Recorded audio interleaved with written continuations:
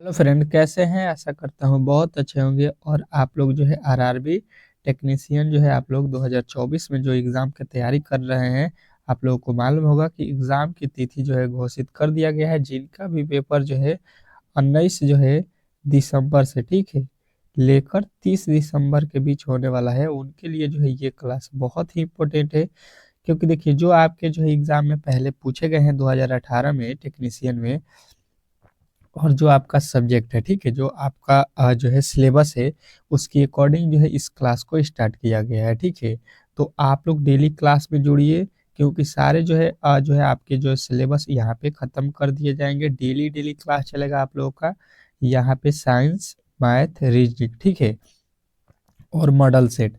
चार जो है क्लास फ्री ऑफ कॉस्ट चल रहा है, तो आप लोग चारों क्लास को देखिए बेहतरीन तरीके से और अपने तैयारी को मजबूत बनाइए, ठीक है। तो बेहतरीन से बेहतरीन यहाँ पे जो है आप लोगों को क्वेश्चन कराया जा रहा है, तो आप लोग क्लास से जुड़िए। और अब तक जो है आप लोग वीडियो को लाइक नहीं किए हैं, तो प्लीज़ जो है आप लोगों से रिक्वेस्ट है कि वीडियो को लाइक कर दीजिए, और चैनल पे नए आए हैं तो चैनल को सब्सक्राइब कर दीजिए, ठीक है। चलिए, पहला प्रश्न आप लोगों के सामने जो है यहाँ पे आ चुका है। रीजनिंग के प्रश्न है। पासा जो है घन से इसी तरह से संबंधित है। पासा जो है घन से उसी तरह से संबंधित है जैसे कि गेंद किससे संबंधित है। ये आप लोगों से पूछा गया, बहुत ही इजी प्रश्न है। और देखिए, ऐसे प्रश्न आपके एग्जाम में पूछे जाते हैं, ठीक है, जो कि ये एसएससी में भी पूछा गया प्रश्न है, एसएससी सीजीएल में। तो आप लोगों को इस तरह के प्रश्नों को ज्यादातर देख के जाना है, जो किसी ना किसी एग्जाम में पूछा गया प्रश्न है, ठीक है। ये फेवरेट है जो है ऑनलाइन पेपर का, ठीक है। ऑनलाइन जो सीटी जो आपका एग्जाम लेता है उसका ये फेवरेट प्रश्न थे, ठीक है। तो आप लोगों ने देखा होगा कि पासा जो है घन के आकार होता है, ठीक है। तो गेंद किसके आकार का होता है? तो सभी लोग बता देंगे कि गोले का आकार का, ठीक है। अब चलिएगा, बहुत ही मजेदार प्रश्न आप लोगों के सामने आने वाला है। चलिए देखिएगा, यहाँ पे आप लोगों के सामने आ चुका है दूसरा प्रश्न, कि उस संख्या का चयन करें जो तीसरी संख्या से ठीक उसी प्रकार संबंधित है जिस प्रकार दूसरी संख्या पहली संख्या से संबंधित है। बहुत बेहतरीन प्रश्न है और बहुत ही लाजवाब प्रश्न है। तो इस प्रश्न का जवाब जो है सभी लोगों को देना है। 10 सेकेंड का समय देता हूँ, ठीक है। प्रश्न आपके जो है एग्जाम के लिए ये बहुत ही इंपॉर्टेंट है, एनालॉजी का प्रश्न है। और जैसा कि मालूम है, आप लोगों को 35 प्रश्न जो है आप लोगों के देने वाला है, ठीक है। तो 35 में 35 रीजनिंग में लाना है, तो डेली क्लास में आइए, ठीक है। अब देखिए लिखा क्या है यहाँ पे, बेहतरीन तरीके से समझने की कोशिश करेंगे।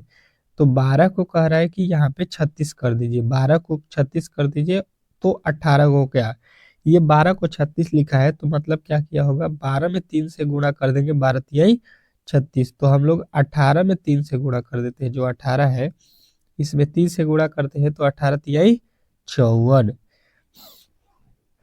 अब देख लीजिए, 18 तिहाई 54 हो गया। तो अब ये किस ऑप्शन में है?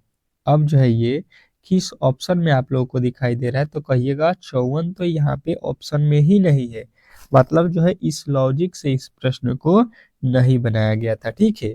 जो आप लॉजिक लगा रहे हैं, इतना इजी भी प्रश्न नहीं है, ठीक है। सारे प्रश्न इजी नहीं होते हैं और सारे आप लोगों के भारी भी नहीं होते हैं, ठीक है।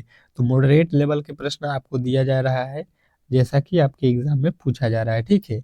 अब देखिएगा, यहाँ पे बेहतरीन तरीके से समझने की कोशिश करेंगे तो आप लोग जो है इस प्रश्न का सॉल्व निकाल सकते हैं। जैसे कि लिखा है 12, 12 से हमको 36 लाना है, तो हम क्या करेंगे, 12 में 2 से भाग दे देंगे, कितना हो जाएगा, 6 हो जाएगा।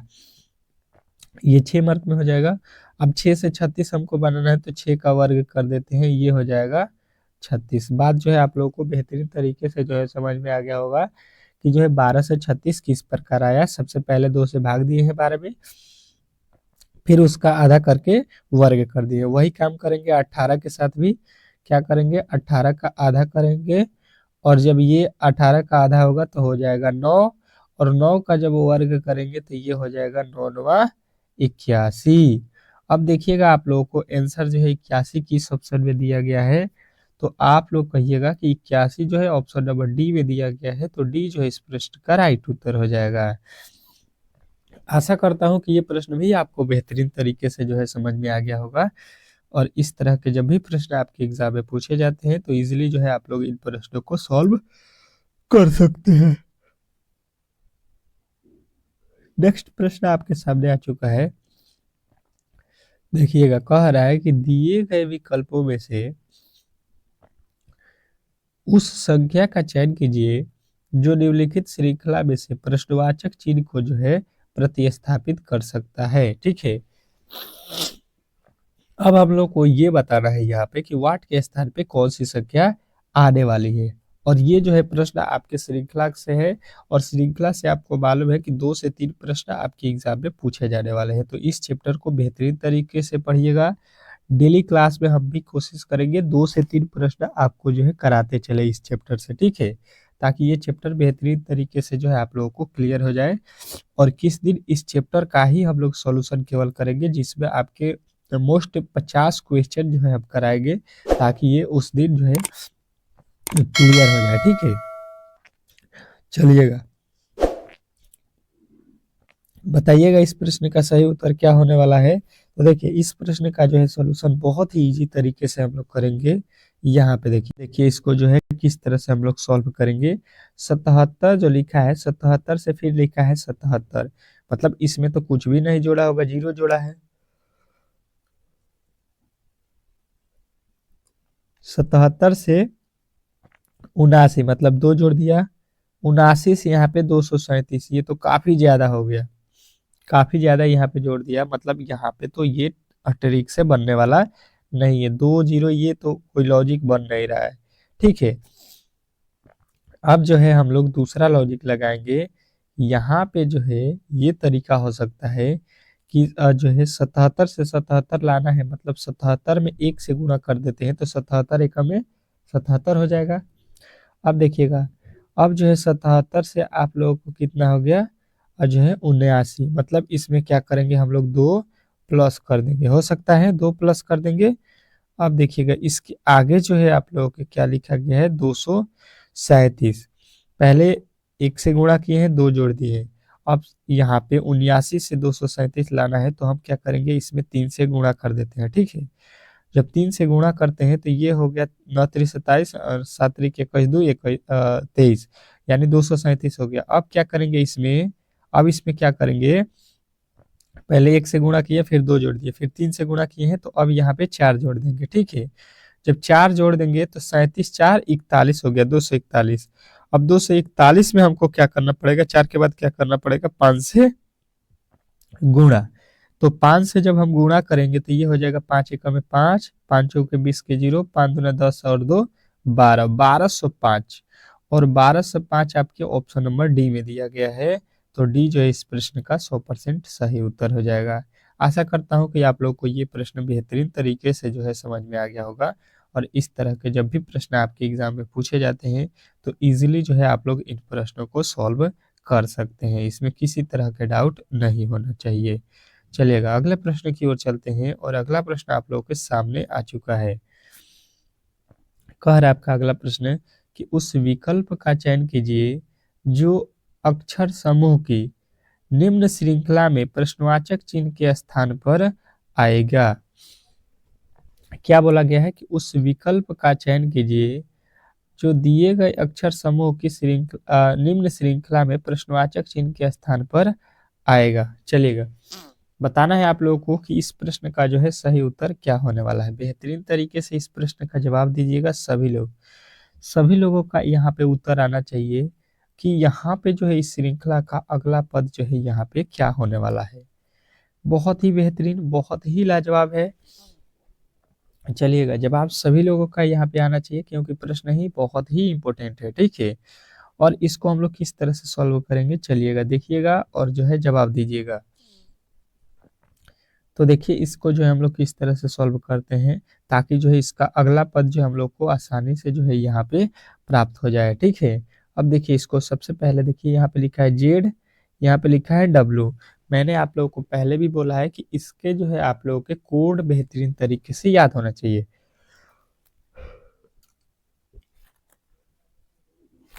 जेड का कोड होता है 26 और इसका जो है डब्लू का कोड होता है 23, मतलब यहाँ पे -3 किया है। ठीक है, यहाँ से देखिए ये लिखा है टी, टी का कोड होता है 20, 23 से 20 लिखा है, यानी यहाँ पे भी -3 किया है। टी से जो है अब लिखा है क्यू, क्यू होता है कितने पे, 17 पे, यानी कि -3 यहाँ पे भी किया है, तो इसके आगे भी हम -3 कर लेंगे तो कितना हो जाएगा, 17 में से 3 जाएगा 14, और 14 पे कौन सा अक्षर आता है, यन।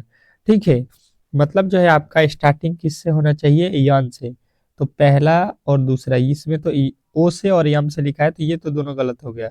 अब दूसरा वाला वर्ड चेक कर लीजिए, एम लिखा है, एम का कोड होता है 13 और के का कोड होता है 11, यहाँ पे कितना कम किया है, 2। अब उसके बाद से देखिए 11 के बाद यहाँ पे लिखा है आई, आई कितने पे होता है, 9 पे, यानी कि यहाँ पे हो गया -2। अब देखिए आई से लिखा है जी, जी कितने पे होता है आपका, 7 पे, तो यहाँ पे भी -2 किया है, तो 7 से 2 हम कम करेंगे तो ये हो जाएगा 5, और 5 पे कौन सा अक्षर आता है, ई। अब जो है आप लोगों को मिल गया एन ई, एन ई जो है आप लोगों को यहाँ पे मिल गया।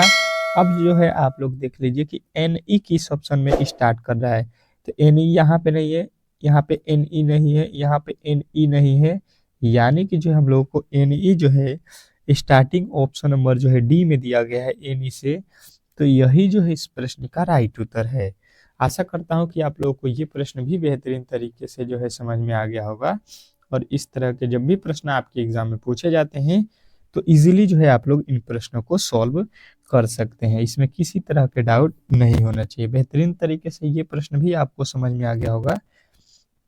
चलते हैं नेक्स्ट प्रश्न की ओर, और अगला प्रश्न बहुत ही बेहतरीन है। ठीक है, इस प्रश्न का जवाब सभी लोगों को देना है यहाँ पे, क्योंकि प्रश्न बहुत ही इंपॉर्टेंट है।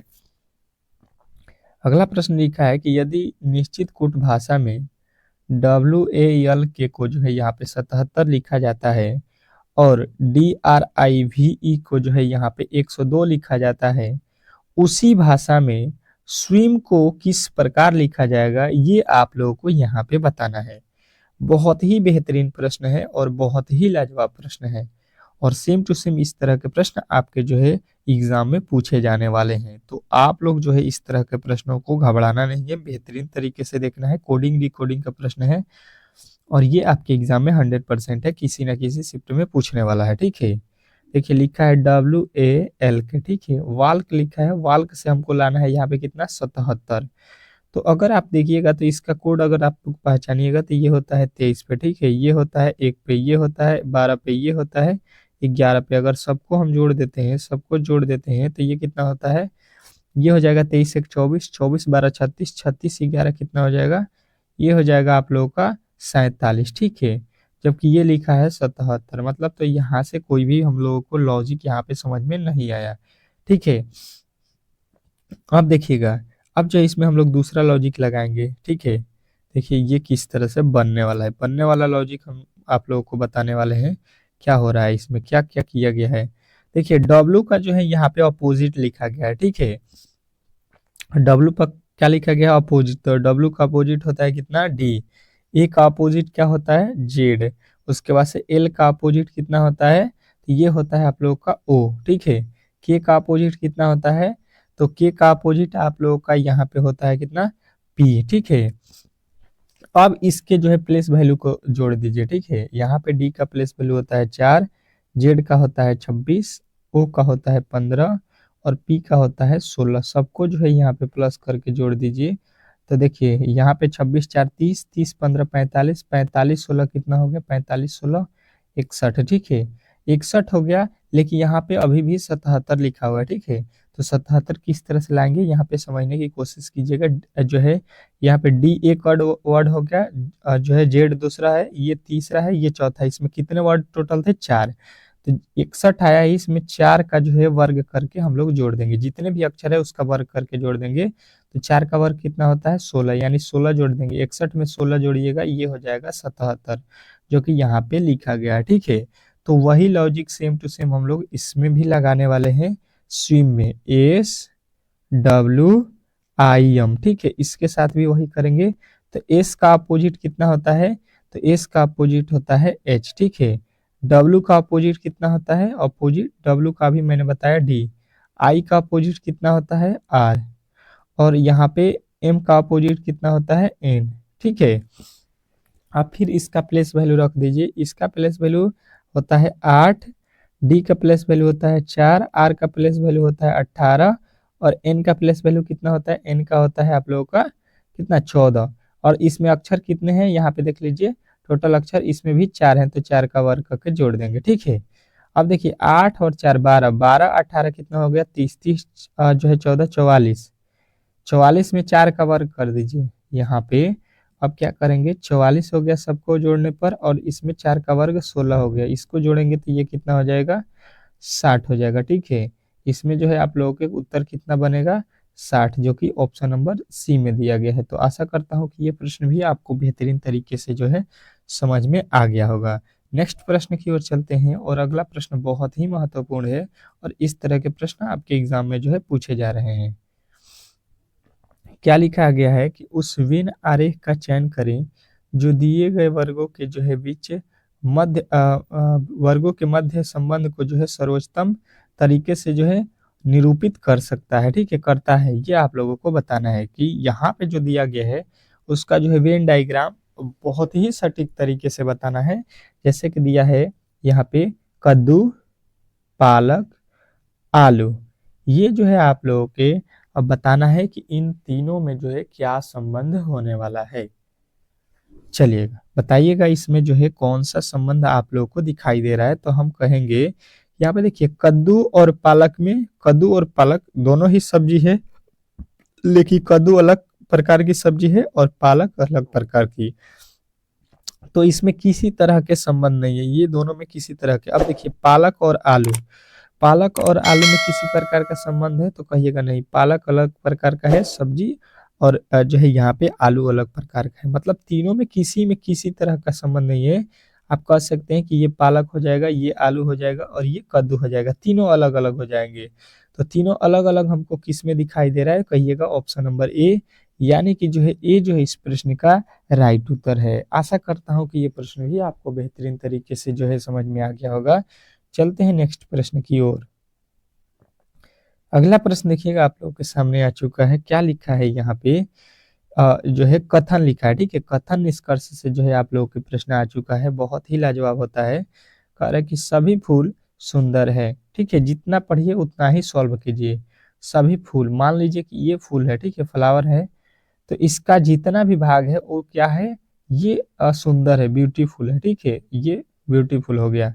कह रहा है कि वदेही सुंदर है, वदेही जितना भी है वो क्या है, सुंदर है, तो वदेही इसके अंदर आ जाएगा, मान लेते हैं वदेही ये भी से है। ठीक है, अब कह रहा है कि वदेही एक फूल है, तो वदेही और फूल में देखिए कोई संबंध है नहीं, वदेही फूल नहीं है, यानी कि भाई साहब ये जो आप कह रहे हैं ये गलत कह रहे हैं। ठीक है, इसमें किसी तरह के संबंध नहीं दिखाई दे रहा है।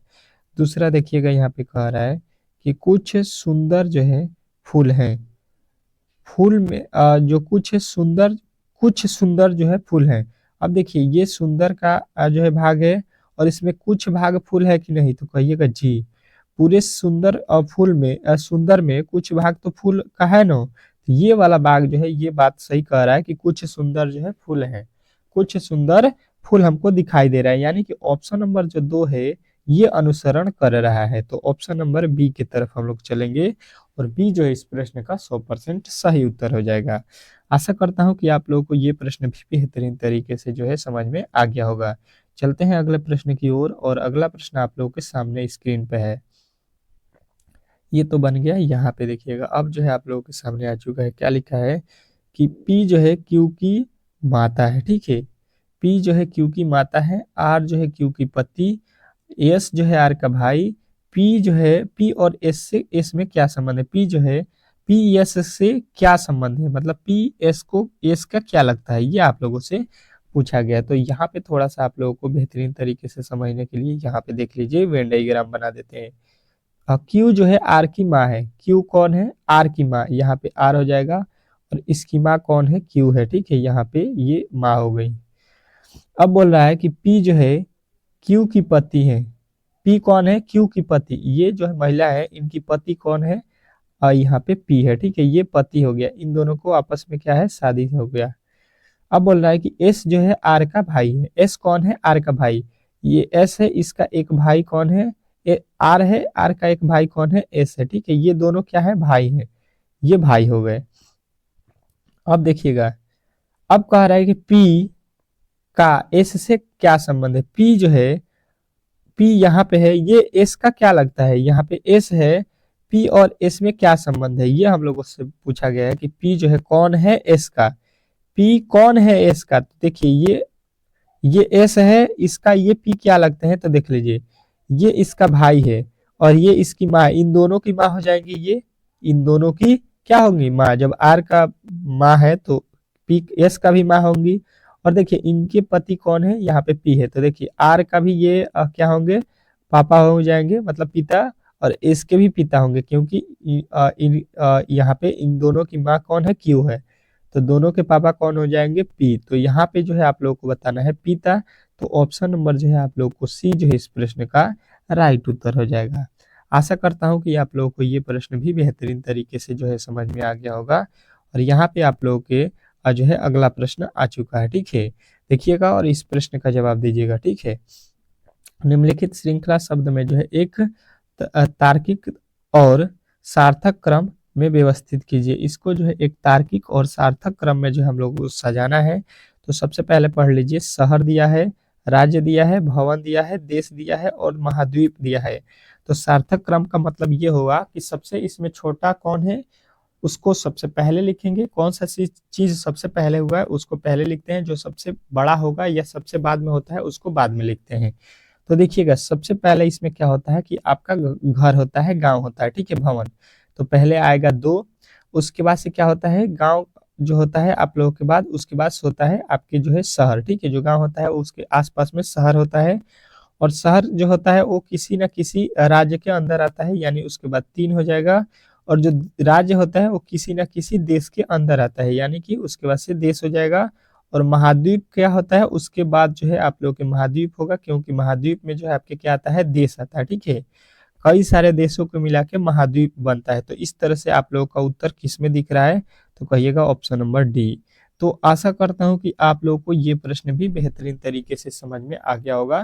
तो जितने भी मेरे दोस्त जो है यहाँ पे फॉर्म भर दिए हैं टेक्नीशियन का और बेहतरीन तैयारी करना चाहते हैं, तो इस क्लास से जरूर जुड़िए। ठीक है, इस क्लास से जरूर जुड़िए। डेली क्लास आप लोगों को प्रोवाइड होगा सुबह में 6 बजे, और आपको 11 बजे, और आपके 5 बजे और 7 बजे। ठीक है, ये 4 क्लास चलने वाले हैं। चारों क्लासों को बेहतरीन तरीके से देखिए।